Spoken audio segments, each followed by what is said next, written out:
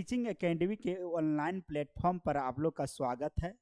आइए हम लोग वैदिक सभ्यता का दूसरा क्लास देखेंगे। पहले हम लोग देख चुके हैं वैदिक सभ्यता क्या था, वैदिक सभ्यता का जन्म कैसे हुआ, वैदिक सभ्यता कहाँ से आया। तो हम लोग देखे थे कि वैदिक सभ्यता वेदों का जन्म देने वाला सभ्यता को वैदिक सभ्यता कहा गया था। आर्यों ने इस सभ्यता को जन्म दिया और आर्यों ने इसका विकास किया और अलग अलग क्षेत्रों में विस्तार किया था।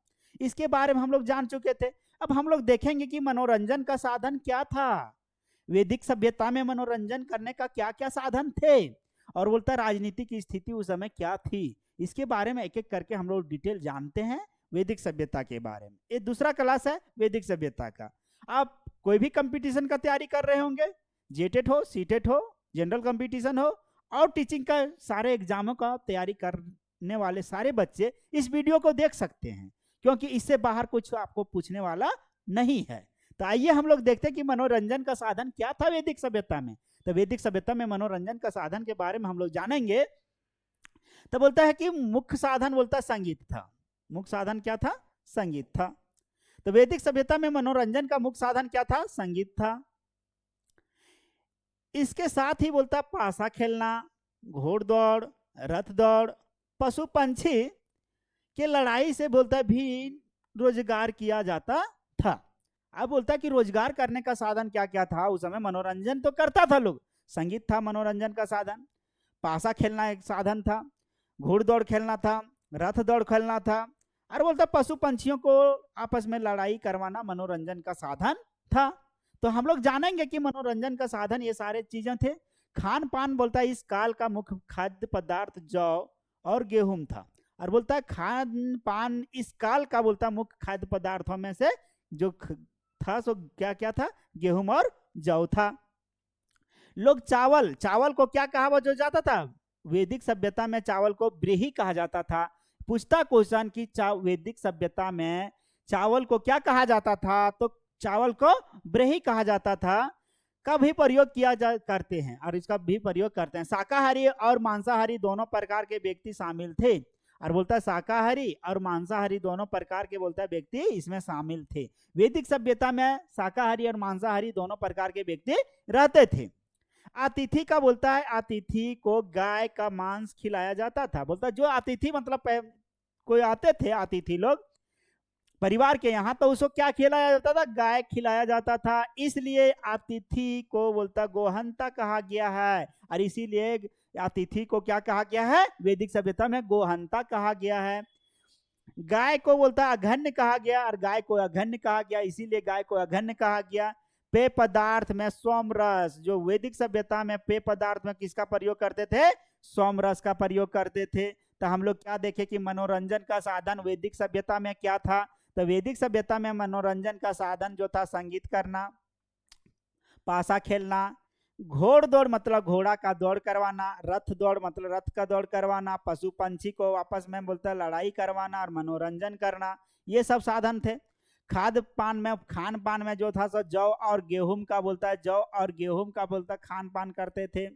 उसके बाद हम लोग देखे कि चावल जो था सो चावल को वैदिक सभ्यता में क्या कहा जाता था? तो बिरेही बोला जाता था, बिरेही का प्रयोग किया जाता था। उसके बाद हम लोग देखे कि वैदिक सभ्यता में दो जो थे सो दोनों मांस मछली दोनों खाते थे, मतलब शाकाहारी भी थे और मांसाहारी भी लोग थे। इसके बारे में जानकारी मिलती है। और हम लोग देखे कि अतिथि लोग जो आते थे उसका किसका भोजन करवाया जाता था? गाय का भोजन करवाया जाता था। गाय का भोजन करवाने को चलते उसको क्या कहा गया? अघन्य कहा गया। और गाय को भी क्या कहा जाता है? अभी अघन्य बोला जाता है। और बोलता है वैदिक सभ्यता में पेय पदार्थ के रूप में किसका प्रयोग करते थे? तो सोमरस का प्रयोग करते थे। इसके बारे में हम लोग जानकारी प्राप्त कर लिए हैं। अब हम लोग देखते हैं राजनीतिक जीवन। राजनीति वैदिक सभ्यता में राजनीतिक जीवन क्या था? वैदिक सभ्यता में राजनीतिक जीवन के बारे में हम लोग जानते हैं।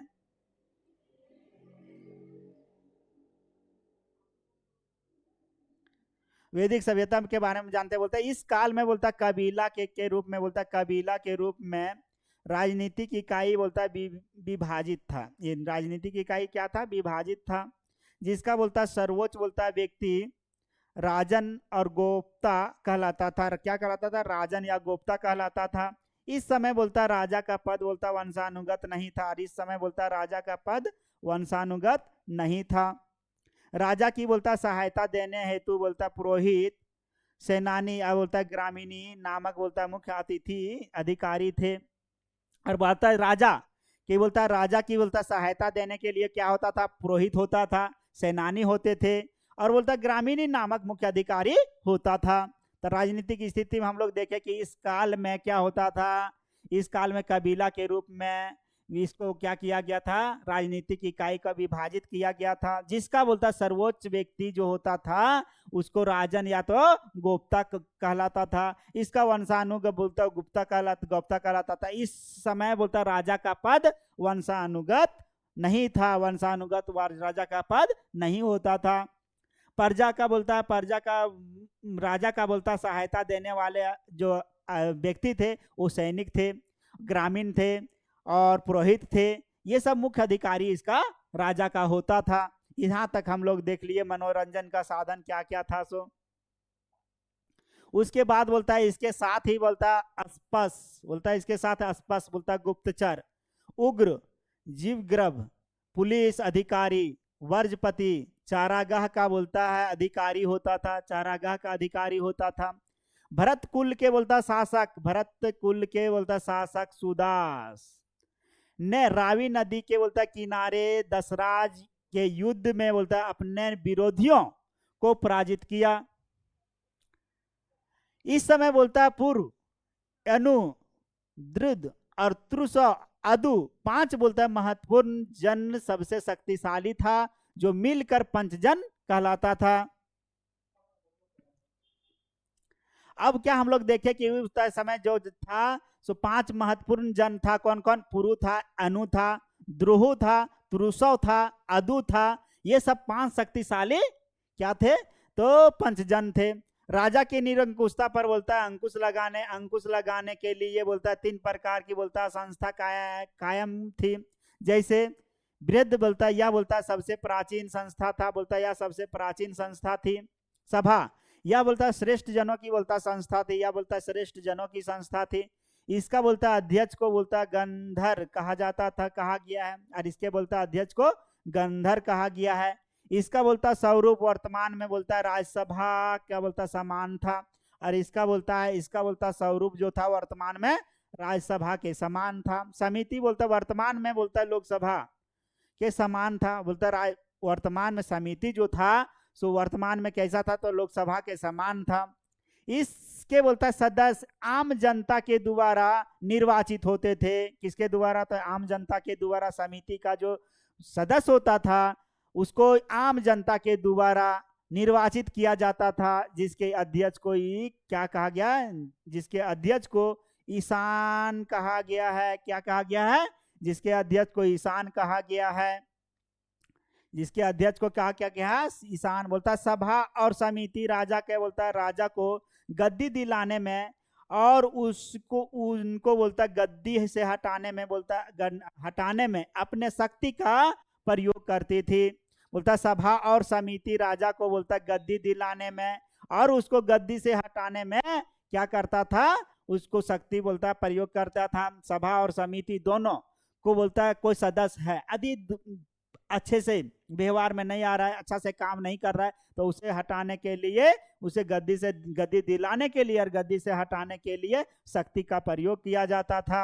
इस समय राजा का बोलता राजा को जनता के द्वारा स्वच्छ और उपहार स्वरूप जो कर प्राप्त होता था उसे क्या कहा जाता था, बलि कहा जाता था।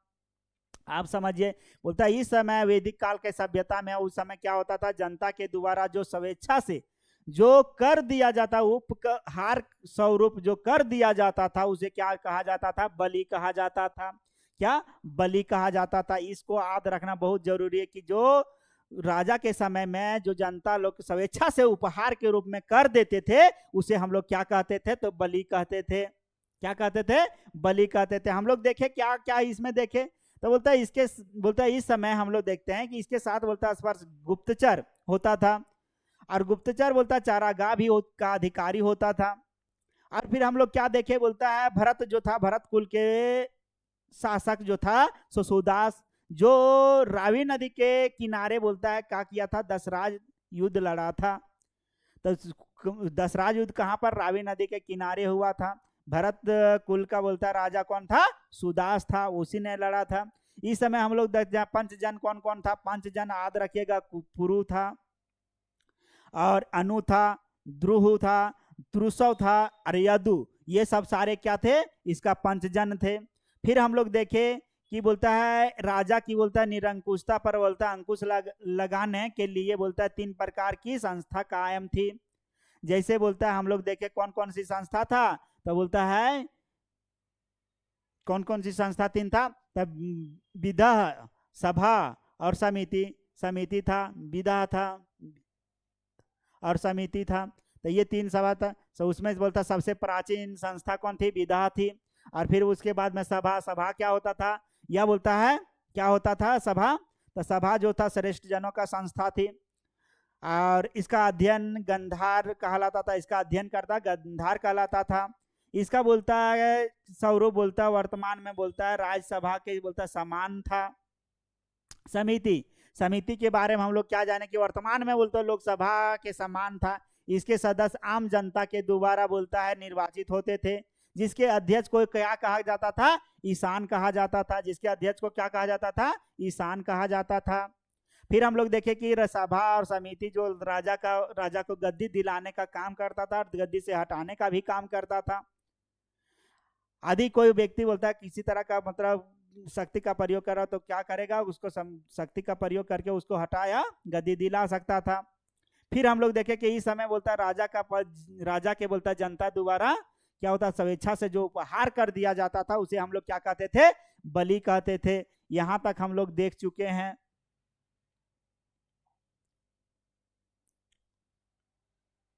धार्मिक जीवन, अब हम लोग धार्मिक जीवन के बारे में देखेंगे।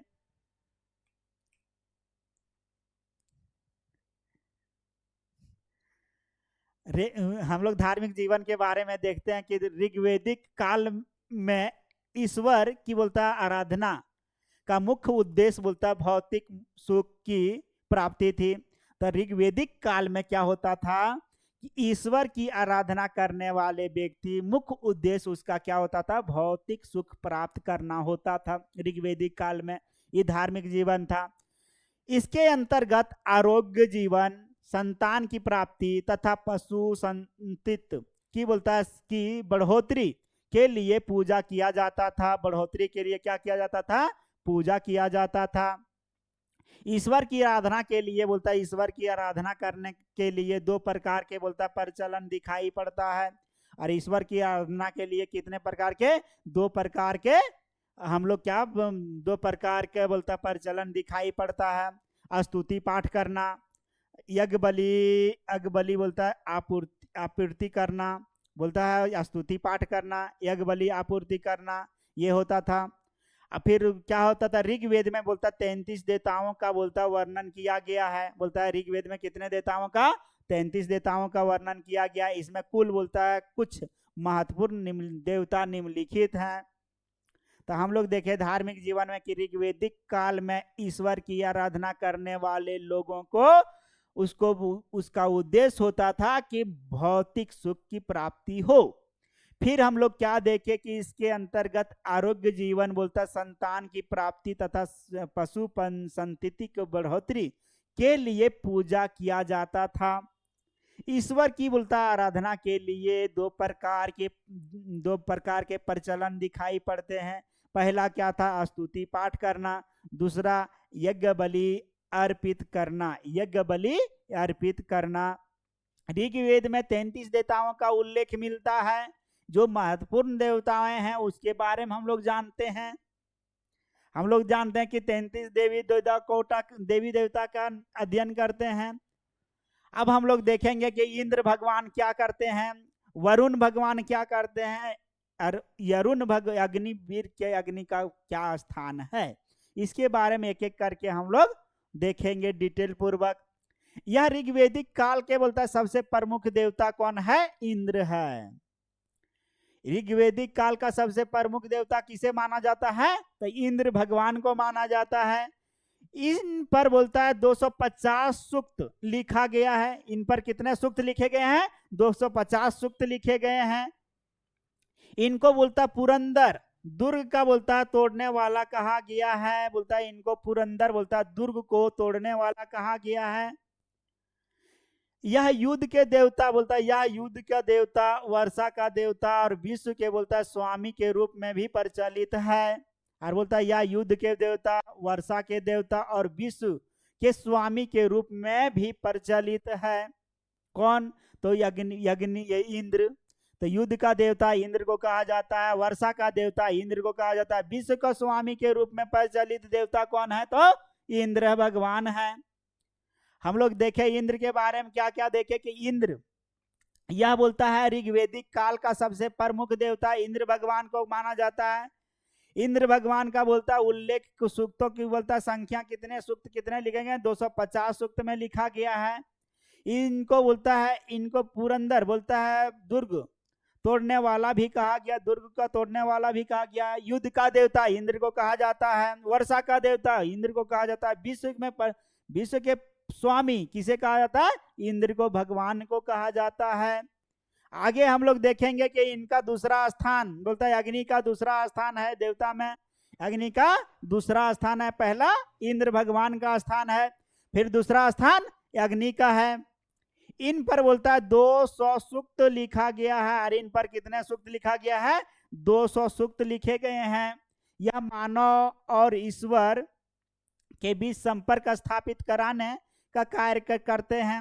और जो अग्नि है सो मानव और ईश्वर के बीच, मानव और ईश्वर के बीच में बोलता है ये दोनों के बीच में संपर्क कराने के लिए स्थापित किया जाता है। हम लोग अग्नि पूजा करते हैं तो क्या होता है कि यहाँ अग्नि पूजा कर रहे हैं, साइड से मानव बैठा हुआ है।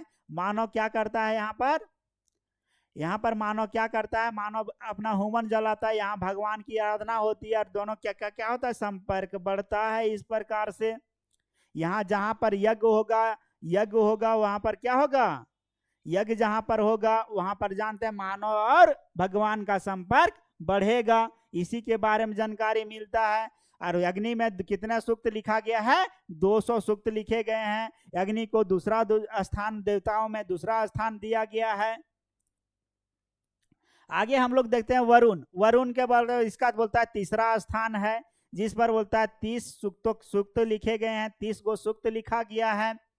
इनको बोलता है ऋतु परिवर्तन, बोलता है ऋतु परिवर्तन, दिन रात का करता धरता और बोलता है समुद्र का देवता, सत्य का प्रतीक और विश्व नियामक कहा गया है, विश्व नियामक कहा गया है। तो वरुण को बोलता है, इनका बोलता है तीसरा, बोलता है वरुण का तीसरा स्थान है, जिसका बोलता है सूक्तों की संख्या कितनी है? 33 है।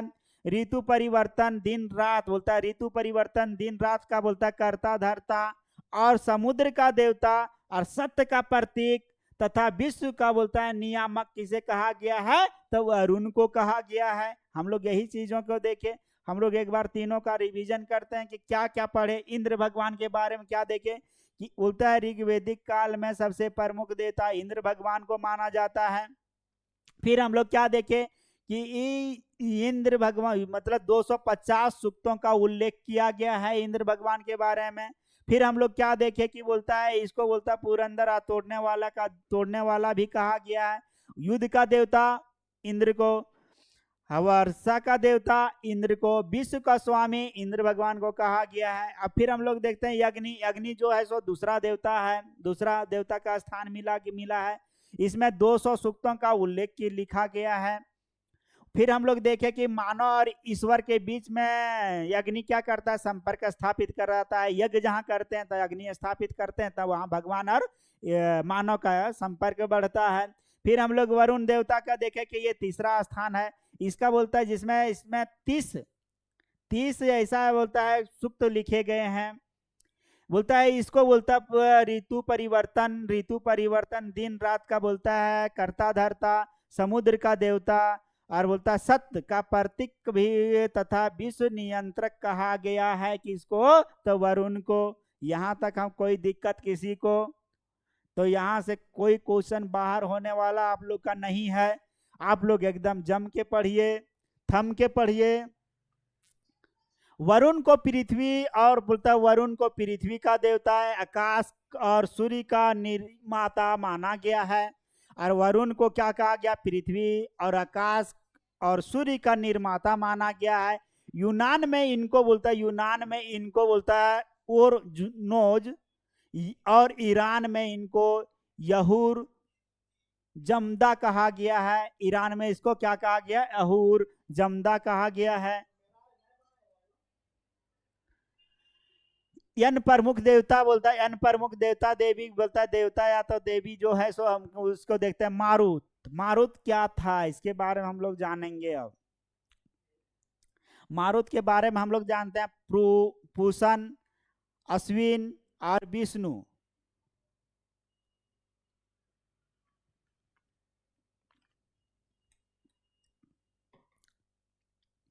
मारुत बोलता आंधी तूफान के देवता थे।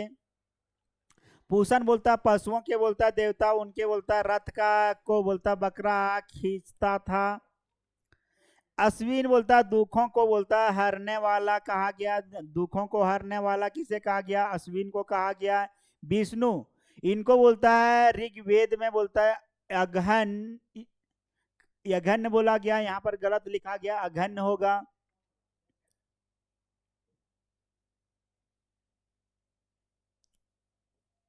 अघन्य कहा गया है। गाय से बोलता है जन्म लेने वाला कहा गया है, गाय से जन्म लेने वाला कहा गया है विष्णु को। तो विष्णु भगवान को कहा गया? विष्णु बोलता है इनको ऋग्वेद में अघन्य बोला गया, या तो गाय से जन्म लेने वाला विष्णु भगवान को माना गया। फिर हम लोग देखें आंधी तूफान का देवता, ये बहुत इंपॉर्टेंट है, मारुत। अग्नि तूफान का देवता अग्नि और तूफान, मारुति सुजुकी चलाएंगे तो क्या होगा? आंधी तूफान में उड़ जाएंगे। तो उसी तरह आंधी तूफान का देवता किसे माना गया? मारुत को। पशुओं का देवता पूषण, पशु मतलब पा से पशु और पू से पूषण, पूषण पशुओं का देवता पूषण कहलाता है, पशुओं का देवता पूषण। और बोलता है गाय से जन्म लेने वाला विष्णु, गाय से जन्म लेने वाला विष्णु कहलाता है। बोलता है भगवान शिव को बोलता रुद्र कहा गया है। भगवान शिव को कहा गया? रुद्र कहा गया है। रुद्र किसे कहा गया? भगवान शिव को रुद्र बोला गया है।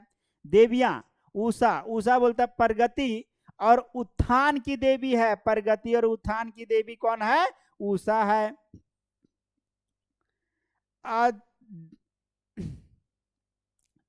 आदिति और एवं बोलता सूर्य नाम देवियों का उल्लेख किया गया, मतलब आतिथि और सूर्य नाम देवियों का उल्लेख किया गया है। यहाँ पर हो जाएगा आतिथि, आदिति और सूर्य नाम देवियों का उल्लेख किया गया है। आर्थिक जीवन के बारे में देखेंगे कि वैदिक सभ्यता में आर्थिक जीवन कैसे होता था। हम लोग जीवन जीने के लिए अर्थतंत्र कैसे उपजाते थे और किस प्रकार से हम लोग धन संपत्ति अर्जित करते थे, इसके बारे में हम लोग जानेंगे एक एक करके कि धन का साधन क्या था, आर्थिक जीवन जीने का साधन वैदिक सभ्यता में क्या थी। अब हम लोग देखते हैं कि वैदिक सभ्यता में बोलता है इनका वर्णन निम्नलिखित रूपों में हम लोग देखेंगे। कृषि का उपयोग कैसे किया जाता था। कृषि इस समय में बोलता है जौ और गेहूं मुख्य खाद्य पदार्थ, खाद्य फसल थे। कपास के बारे में बोलता है ऋग्वेद में बोलता है उल्लेख नहीं मिलता है। कपास के बारे में ऋग्वेद में उल्लेख नहीं मिलता है। इस काल में बोलता है, इस काल में भी बोलता है लोहा के बारे में जानकारी नहीं है। और बोलता है ऋग्वेदिक काल में, मतलब वैदिक सभ्यता में ऋग्वेदिक काल में लोहा की जानकारी नहीं मिलती है। कब मिलता है सो हम लोग जानते हैं कि लोहा की जानकारी कब मिलता है। तो लोहा की जानकारी, लोहे की जानकारी जो है सो 1000 ईस्वी के बीसी के बाद में, बीसी के बाद 1000 बीसी के बाद में क्या होता है कि लोहा की जानकारी मिलती है। कब? 1000 बीसी के बाद में। 1000 बीसी से पहले जो है सो लोहे की जानकारी हम लोग को नहीं मिलती है। तो कहने का मतलब ये हुआ कि लोहा की जानकारी कब से आया? तो उत्तर वैदिक काल में आया। कब? उत्तर वैदिक काल में आया, काल में आया। लोहा की जानकारी कब आया? उत्तर वैदिक काल में आया। उत्तर वैदिक काल कब से कब है? तो 1000 BC से 600 BC के बीच में हम लोग का क्या जानकारी मिलती है? लोहा की जानकारी मिलती है। तो हम लोग यहाँ पर क्या देखें कि बोलता है इस समय जौ और गेहूं का मुख्य खाद्य फसल था।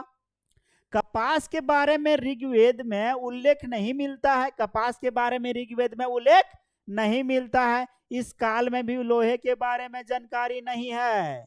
और बोलता है कि बोलता है ऋग्वेदिक काल में लोहा की जानकारी नहीं है। पशुपालन बोलता है कृषि के साथ साथ बोलता है इस काल में मुख्य व्यवसाय बोलता है पशुपालन था। मुख्य व्यवसाय क्या था? पशुपालन था। पशुओं का व्यवसाय किया जाता था, मतलब पालना पोस करके बड़ा करके उसको बेच दिया जाता था। जैसे अभी के समय में बकरा को बेचना, ये पशु को, गाय को बेचना, बैलों को बेचना, गाय भी बिकता है ना, तो वही पशुपालन का मुख्य पैसा था, जिसमें गाय और यश मतलब घोड़ा का मुख्य प्रमुख स्थान दिया गया है।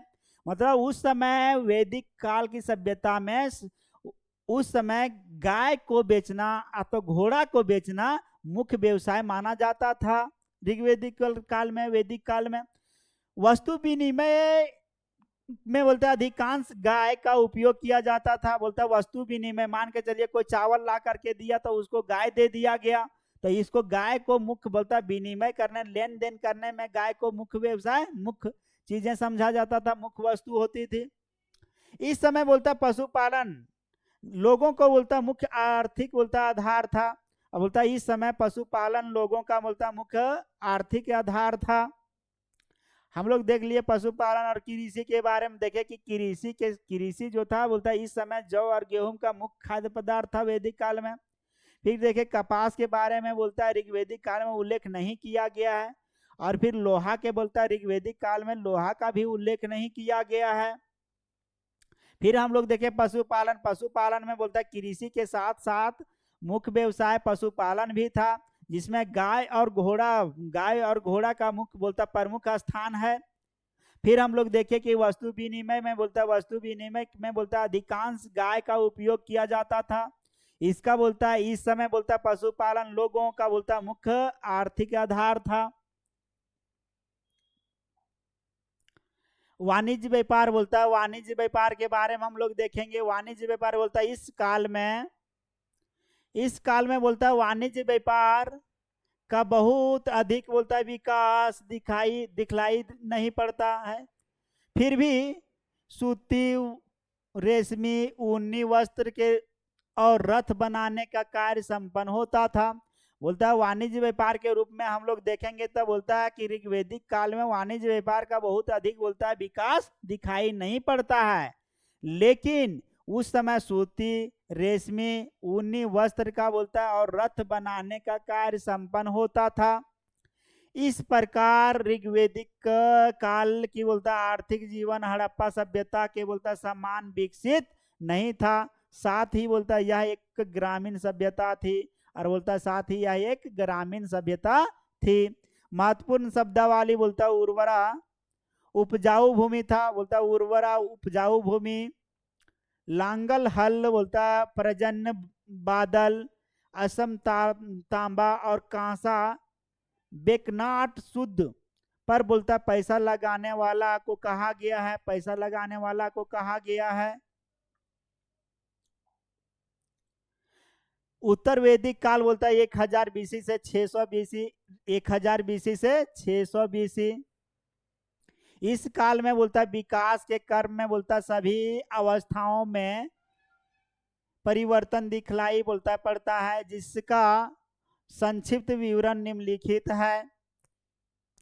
राजनीतिक बोलता है जीवन बोलता है ऋग्वेदिक काल के बाद इस काल में बोलता राजा कपाद बोलता वंशानुगत हो गया था। कपास बोलता वंशानुगत हो गया था। बोलता है अब क्या हुआ, ऋग्वेदिक काल में राजनीतिक जीवन जो था वो क्या हो गया कि वंशानुगत हो गया, उससे पहले वंशानुगत नहीं था। अब इस शासक बोलता पर्व की अपेक्षा निरंकुश और बोलता काफी शक्तिशाली हो गया था। इस काल में बोलता है विद्वत नामो निशान नहीं था। विद्वत का बोलता है विद्या का बोलता है नामो निशान नहीं था। सभा समिति कायम थी, बोलता सभा और समिति कायम थी, लेकिन उनका महत्व समाप्त हो गया था। जो सभा समिति ऋग्वेदिक काल में बनता था वो अभी भी कायम थी, लेकिन वो समाप्त की ओर चला गया था। अथर्ववेद में सभा और समिति को क्या कहा गया? प्रजापति की दो पुत्रियां कहा गया है। अब देखिए अथर्ववेद में सभा और समिति को क्या कहा गया है? तब प्रजापति की दो पुत्रियां कहा गया। ये बहुत इंपॉर्टेंट है, यहाँ क्वेश्चन पूछता है, ये भी आई है। यहाँ से हम लोग क्या पूछेगा कि बोलता है अथर्ववेद में सभा और समिति को क्या कहा गया है? प्रजापति की दो पुत्रियां कहा गया है। राजा अब बोलता है विभिन्न प्रकार के यज्ञ बोलता संपादन बोलता करता था। बोलता है राजा जो है सो अब विभिन्न प्रकार की बोलता यज्ञ संपादन करता था। राजसूय यज्ञ, अश्वमेध यज्ञ, राजसूय यज्ञ होता था, अश्वमेध यज्ञ होता था। राजसूय यज्ञ बोलता है राजाभिषेक के ठीक बाद इस यज्ञ को किया जाता था। राजाभिषेक जब हो जाता था उसके बाद में यह ठीक बोलता है इसके बाद में किया जाता था। राजा बोलता 12 रत्नी मुख्य अधिकारी का बोलता समर्थन प्राप्त करता था, जिसे हावी कहा गया है। जिसे क्या कहा गया? हावी कहा गया है। अश्वमेध यज्ञ बोलता है यह यज्ञ बोलता साम्राज्य विस्तार के लिए संपन्न होता था। अश्वमेध यज्ञ क्या होता था? साम्राज्य को विस्तार करना है तो क्या किया जाता था? घोड़ा को दौड़ा दिया जाता था, और घोड़ा जहां तक गया तो उस साम्राज्य किसका हो जाता था? जो यज्ञ करा रहा है उस राजा का हो जाता था।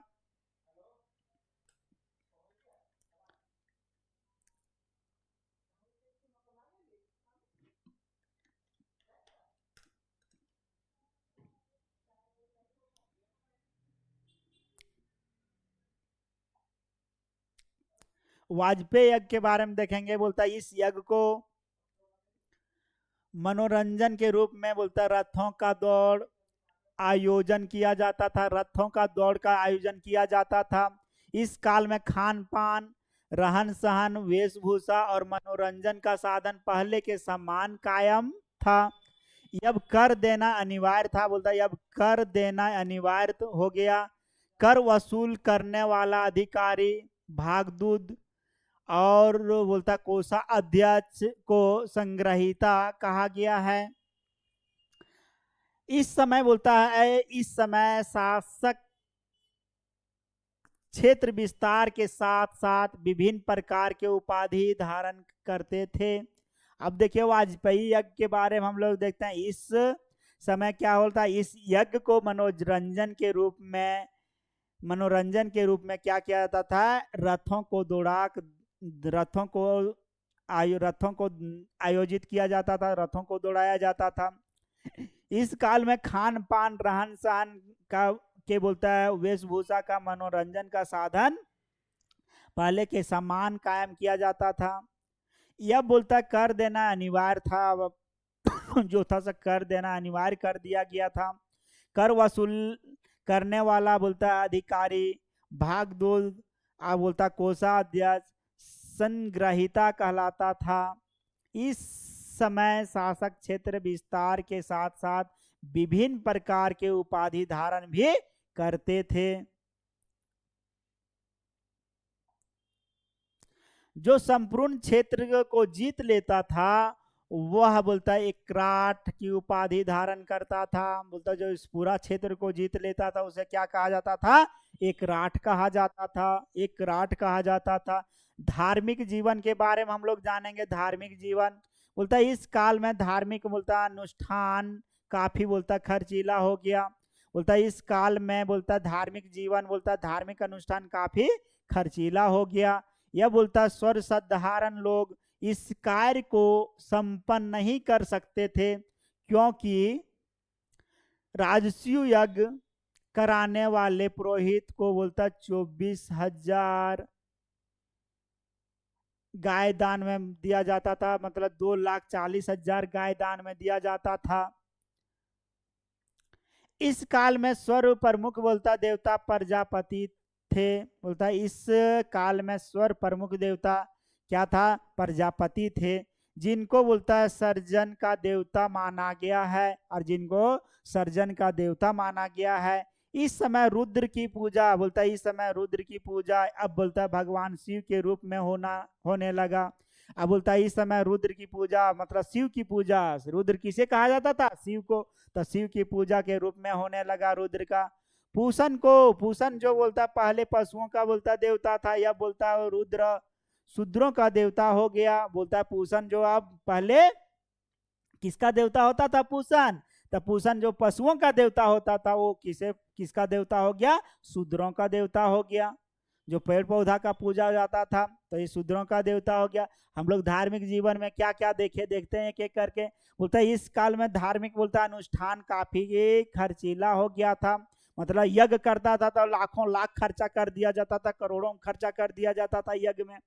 इस तरह से बहुत ज्यादा खर्चीला हो गया था वैदिक काल के सभ्यता में यज्ञ करना। अब हम लोग देखते हैं कि बोलता है यह अब बोलता है स्वरमान लोग बोलता है इस कार्य को बोलता है संपन्न नहीं कर, मतलब जो साधारण लोग होते थे वो इस यज्ञ को संपन्न नहीं करवा पाते थे, क्योंकि बोलता है राजस्व यज्ञ कराने वाले पुरोहित को 2,40,000 गाय को दान करना पड़ता था।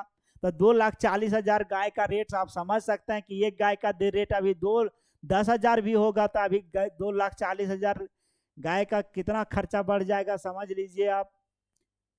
अब इतना कौन खर्चा करेगा, राजस्व यज्ञ कराने के लिए कितना हो जाएगा इधर, इस तरह से इतना खर्चा पड़ जाता था। तो इतना कौन खर्चा करता है अभी के टाइम में, तो इसलिए उस समय मतलब वैदिक काल के सभ्यता में यज्ञ कराना बहुत टफ हो गया था लोगों का। उसके बाद हम लोग देखे क्या कि बोलता है इस समय में बोलता है सर्व प्रमुख देवता प्रजापति थे, जिनको बोलता है सर्जन का देवता का माना गया है। इस समय बोलता है रुद्र की पूजा क्या होता था, वहां पर भगवान शिव की आराधना हम लोग करने लगे, पूजा पाठ करने लगे। पूषण जो पहले पशुओं का देवता था वो क्या हो गया, शूद्रों का देवता हो गया, मतलब ST/SC का देवता हो गया। पूषण ST/SC का देवता किस काल में हो गया, तो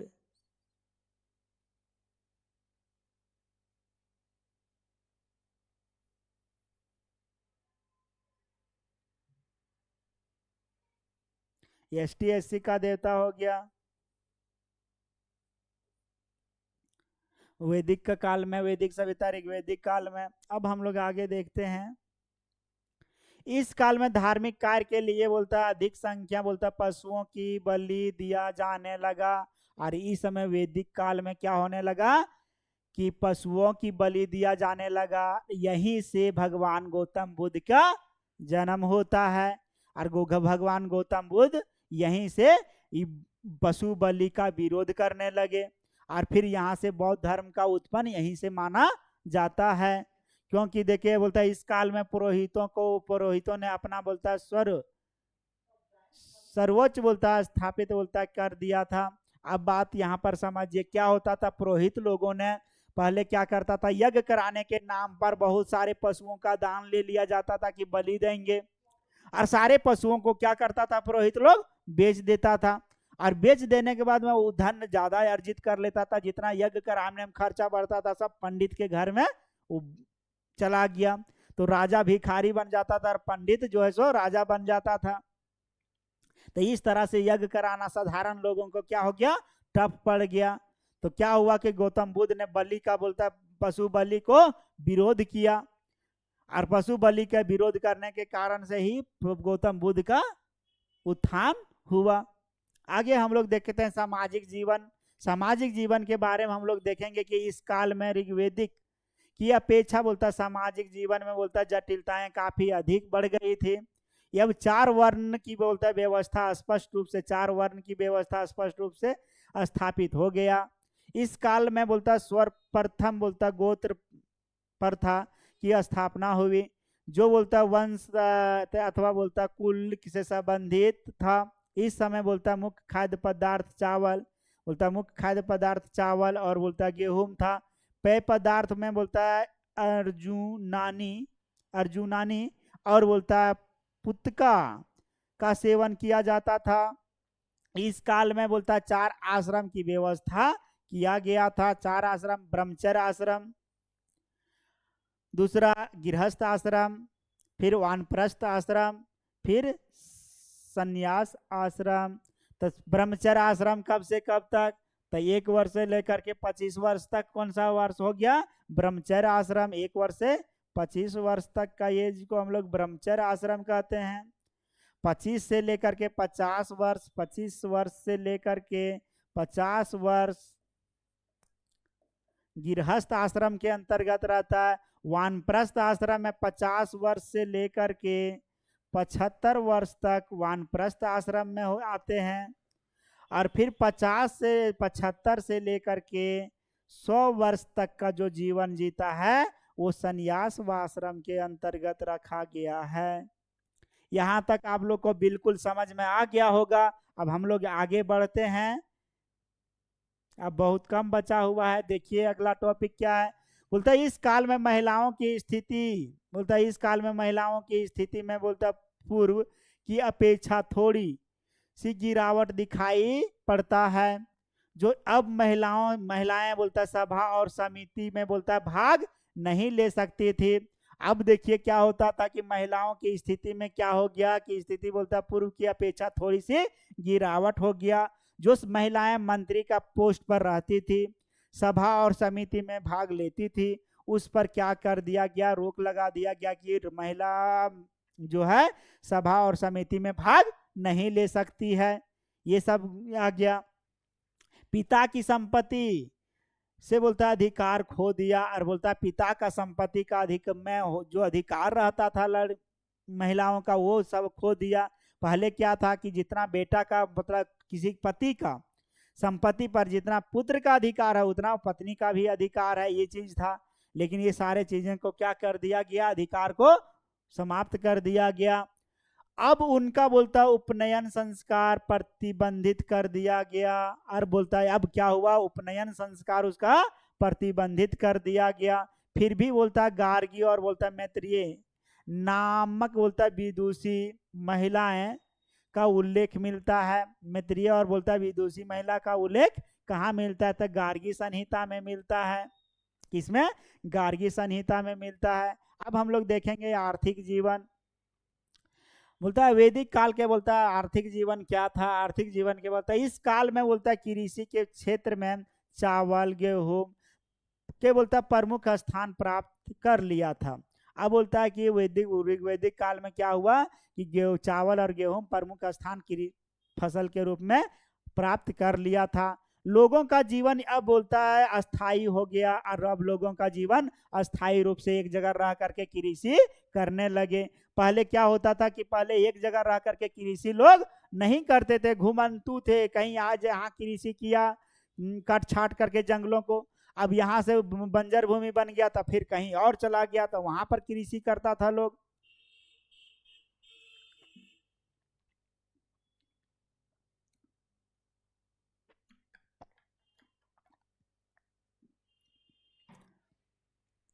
अथर्ववेद के अनुसार सर्वप्रथम कृषि कार्य और हल को बोलता जन्म दिया था। अथर्ववेद के अनुसार हम लोग देखते हैं कृषि कार्य और बोलता है हल का बोलता है जन्म दिया था।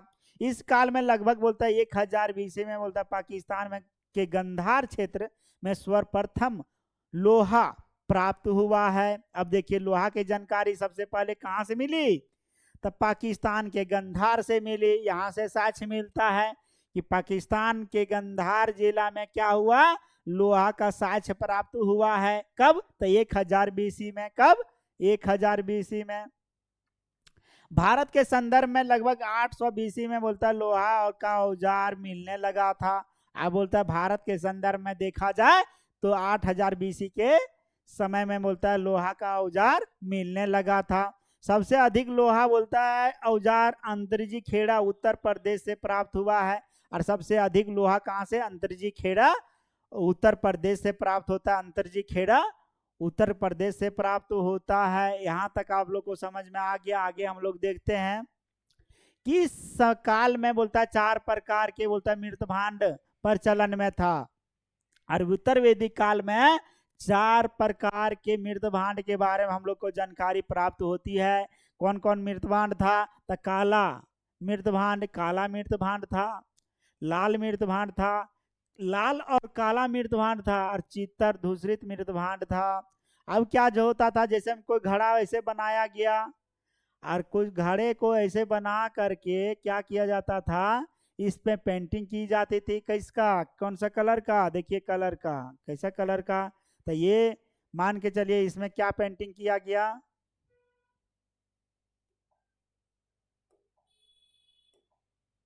इसका पेंटिंग किसा लाल कलर का कर दिया जाता था। इसका पर कलर लाल पेंटिंग किया जाता था। इस प्रकार से पेंटिंग किया जाता था। ऐसा लाल किया जाता था तो लाल मृतभांड हो गया। इस तरह से कर दिया जाता था तो क्या हो जाता था, लाल मृतभांड हो जाता था। अब बोला जाएगा कि काला मृतभांड, तो काला मृतभांड देखिए काला काला लेता था, तो काला लेता था तो काला मृतभांड, काले मृतभांड।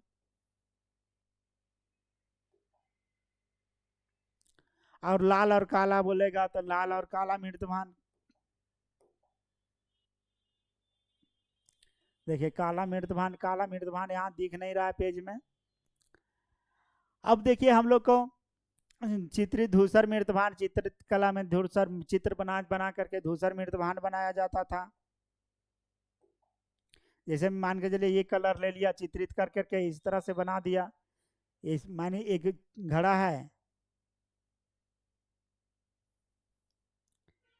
इस घड़े को ऐसे करके बना दिया। अब इसमें क्या होता था, चित्रकारी किया जाता था, चित्रकारी किया जाता था ऐसे ऐसे करके, इधर से चित्रकारी कर दिया जाता था। इस तरह से क्या होता था, चित्रित धूसर मृतभांड बनाया जाता था। उत्तर वैदिक कालीन संस्कृति को बोलता है चित्रित धूसर मृतभांड सांस्कृतिक भी कहा जाता है। कि क्या कहा जाता है, चित्रित धूसर मृतभांड की सांस्कृतिक भी कहा जाता है। महत्वपूर्ण शब्दावली में हम लोग देखेंगे, महत्वपूर्ण शब्द बोलते हैं श्याम और बोलता है कृष्ण, एस बोलता है लोहा, केवर्त बोलता है केवर्त को मछुआरा, केवर्त जो था सब मछुआरा था। सीरा बोलता है लोहल था। कर्मभा बोलता है लोहार था। तच्छन बोलता है बढ़ी था, तच्छन बढ़ी था। अध्ययन से बोलता है यह स्पष्ट होता है कि इस काल में सामाजिक धार्मिक जीवन अनेक बुराइयों का बोलता समावेश हो गया था। इसमें सुधार के लिए धार्मिक सुधार आंदोलन चलाया गया था। अब हम लोग का यहाँ समाप्त होता है चैप्टर। अब हम लोग वैदिक सभ्यता के बारे में पूरी तरह से जानकारी प्राप्त कर चुके हैं। अब हम लोग देखेंगे वैदिक सभ्यता के बारे में कल ऑब्जेक्टिव क्वेश्चन, सीटेट जेटेट और अन्य एग्जामों का क्वेश्चन। ठीक है, थैंक यू, आप लोग का बहुत बहुत धन्यवाद क्लास देखने के लिए।